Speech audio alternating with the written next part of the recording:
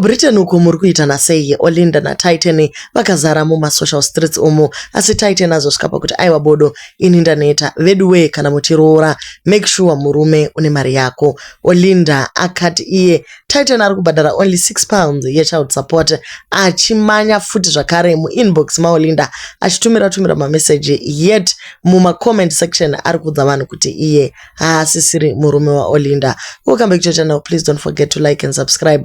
Nyaya yacho yakatanga mushure mekunge Stana na Olinda were spotted kuZimfest vachidanana zvekutodaro. Aiwa kwaitambwa vanhu vakangobatana.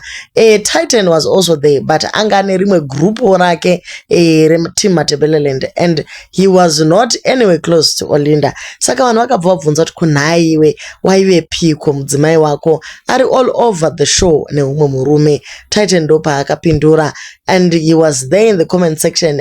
It was a long thread achitaura iye kuti aiwa bodo hasi mudzimai wangu. Umwe akati ibhasikoro ka wakwirirwa bhasikoro iwe uripi, akati ibhayisikila namba negazi maufuna nawe ungagibela, so you can also ride the bicycle because it does not have an owner. So hey, apa pakaipa Olinda ndopa akazopedzisira aburitsa machats ake na Titan achiti izvo ona zviri kuita Titan ari kuti handisiri married kuna Olinda, ibhasikoro risina muridzi vari kuda kuchovhai, but Titan anenge ari muinbox maOlinda. Apedza ipapo mamessages acho anoitwa delete for everyone. Anenge akaita kutsikana, imwe na 8, imwe na 8, imwe na 8, dziri 3 dzichingoendana dzakadaro. So Titan wazoti iye vedweka the right partner, guys. Mirror the right partner, or else you will always be stressed because he or she is breathing. No pressure. My ears are very itchy today. I got a wedding invite today, and on the invite there was a playful section where it asks for marriage advice. I skipped it, but I think I've landed safely on one just now. Have your own money, or else you will have no peace, in bold.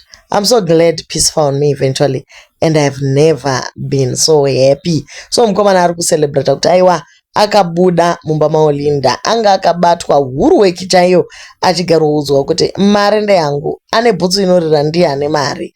Hey guys, ka pakaoma kwaunogonzi koko seizve iwe usina mari. Murume chaiye doesn't need to explain anything in public. Ndo dambudziko riri kwangomo uko pakangoitika anything mumastreets. Aiwa mukomana anouya obva ataurawo side rake. Vedweka. Real men don't do that. Vanozvinyarara zvavo. Pane vamwe vati aiwa ivo havazombosariwo kupa advice vati ivo semurume never trade your health for money. Kozi ukadaro mukadzi ane mari anokwanisa kukuita mbinga ine maacids asina C. Vane nzeve vanzwa zviri kutaurwa apa. Marriage advice is tsvaga wako munda wekugobora, kwete kuda kurima makarimwa nevamwe kare. The rightful owner will always return to their property. Another day, another UV. Asi vamwe vari kuti aiwa guys, musadaro. Unogona kutongwana soulmate yako waroorwa. Remember, Stana hasi muridzi wemunda. Olinda anoda Stana chete zvekutodaro. Peace only comes when you have your own money. Ichokwadi, you cannot chop the wife's money and then you experience peace on top of it. Ukangopuwa mari chete nemukadzi watopakaura chete. Just marry someone who respects you, and age yako nematurity yako, please make sure kuti unorora someone who is below that. Otherwise kurora munhu akakura ari older than you obvaita mari pamusoro pazvo, aiwa unobva wangoitwa chanhana. Don't marry someone for their money. True love is worth more than any fortune. Avoid posting fights with your spouse on social media. It's private and can damage your relationship. Don't seek relationship advice on social media. Unofane BP uri mwana. Ende musakanga mwechinhu chimwe chete guys.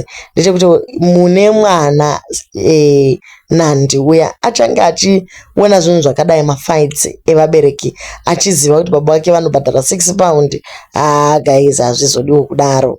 Yes, marry for love, not material things. Makeda ayo ameno ka character kavanako, so it's like it's in their DNA. Don't come for me. I'm referring to the ones I've encountered. Vakanaka, but marrying vanhu vekalava, very wrong move. Ndo advice iri kubva kune vakapona murutsva. Vamwe ndo vari kuti kadhiu kenyu kelove kanga kari kepressure kekuda kufinura someone of which pakati penyu pacho painge pane aitodawo munhu wake wekare zvamashuwa. At some point aitoti ndakaita dzungu kupinda into this marriage. I was supposed to give someone wangu another chance. Otherwise makarara aitotexta message achita I miss you. Then wakaenda kwa Ola ukavunzwa kuti vanhu ava vari kufleta vese, what's happening? Ukati aiwa hapana zvinhu zvakadaro. Maonero azvinoitwa ndezvekuti iwewe ndiwo wakatora mukadzi wemunhu uchishandisa advantage yekuti vanhu vari kunetsana mumba mavo. Then I remember munhu wako iyeye achiti Ningi ndiye anozivikana kumba kwedu nekuti ndiye akabvisa mari yerusambo. Iwepo wainzwa izvi waifungei kana uri munhu akatokwana chaiko chaiko waifunga kuti chiko? At least wakudzidzisa vamwe varume ukaita move ini mumba memukadzi ane mari, don't expect to know peace. Plus ukazobatwa chibhishu aiwa unokandwa panze nemabeanbags chaiwo. So dambudziko riripo nderekuti vamwe ndo vari kuti Olinda ndiye ane problem. Mukomana akatopinda mumba umu achitoda kuita build na Olinda. Vamwe vari kuti Olinda has a narcissistic syndrome. She's playing them both in the name of being a rich mom. Titan Skoko, on the other hand, genuinely loved the wrong woman, got hurt in the process, and managed to call it quits in the end.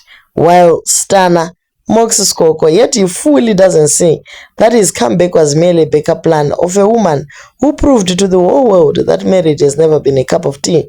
Titan needs to learn to keep quiet and maintain his cool. There's nothing to prove. Like sands through the hourglass, so are the days of our lives. Imigani. So Olinda before we return to being peaceful, a woman with her own money is a woman with her own choices. That's why they call her intimidating. Independence threatens control. Money won't change who you are. It will change who you tolerate, and that's the power they fear. Dear girl, a woman without money is a woman without a voice. Get to work and fix your finances, because money fights all nonsense. Aiwa apa ininda bata mashoko makukutu ekuti chimwe chinochigarisa mutu marriage tochinerera utu nekutsvaka tumwe tu boyfriend tunototi treat bed inyaya yekuti hatina mari chete. But kana une mari muhomwe dzako aiwa unoshara kuti izvi handizvide izvi ndizvo zvandinoda.